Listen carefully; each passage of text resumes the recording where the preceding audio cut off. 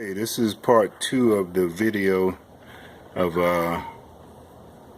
replacing the water pump on my 2007 LS460. As I left off, I was trying to get back with you guys, try to find something to mount my camera on, but I couldn't find anything.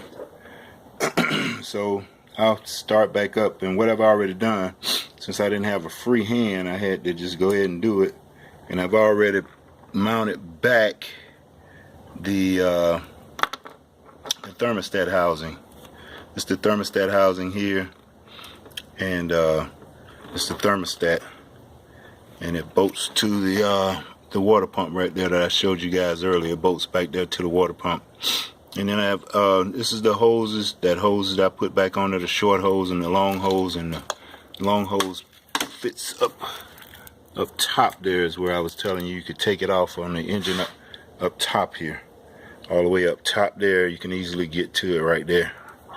And then I went ahead and started putting the pulley back on, the water pump pulley that drives the drive belt, serpentine belt. And all you need to do right now is just screw these bolts in and just put them in hand tight or whatever, and leave them like that, because when you get the belt on there, then you can go ahead and tighten them down in, because right now it's hard to do even with a power tool. I guess the next thing I'll do is let's see what we got next.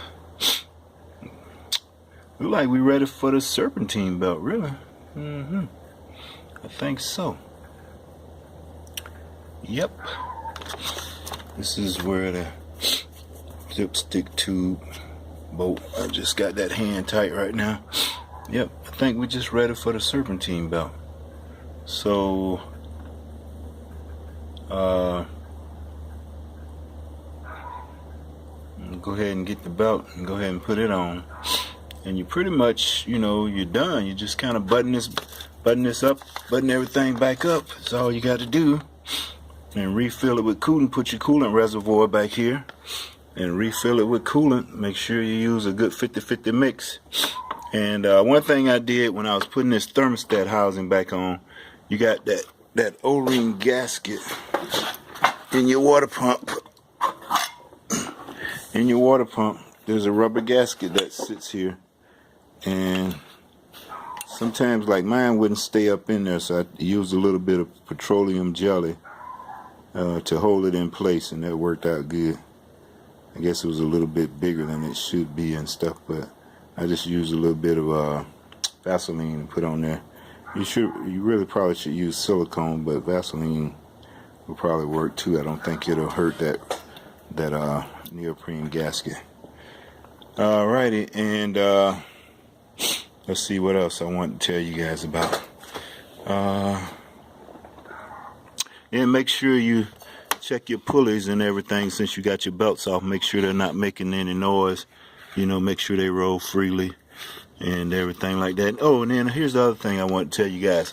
On your water pump bolts, I seen on one of the other videos, the main water pump bolts that bolts the water pump to the block of the engine. Somebody mentioned putting Loctite on there. Loctite. No, you don't want to put Loctite on there. What's actually on there is anti-seize compound, just like you do with spark plugs, because you got those hardened metal bolts going into aluminum, and those two dissimilar metal, when they heat up and stuff, they'll actually weld together or seize together. So you want to put anti-seize compound, not thread locker. Okay, that's very important, because you don't want somebody, when they have to replace the water pump again, they can't get the bolts out. Alrighty, and let's see what else I got for you guys. What other tips? I think that's about it.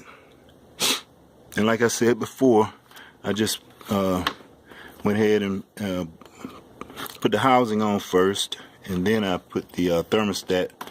I put the plastic housing and the plastic thermostat into the hose. That was easy to do with this clamp, because they got these spring-loaded clamps Toyota likes to use. I think a lot of manufacturers like to use them. And then I use my 10 millimeter box end ratchet. Put the bolts on the studs and then just tighten it back up. You know, real easy to do with a 10 millimeter ratchet and stuff, and that made it real simple. So it's a real simple, easy job. You know, much easier than the IS's, I think, because you don't have to remove any idler pulleys or any tensioners or anything like that. The only thing you have to do is remove this housing, the thermostat housing, remove the pulley, you know, take your serpentine belt off, and then you're right at that water pump. So it's real simple, and I think that's all I got for you. That'll probably be it for this video. And I apologize for how bad it looks, because like I say, this is my first video.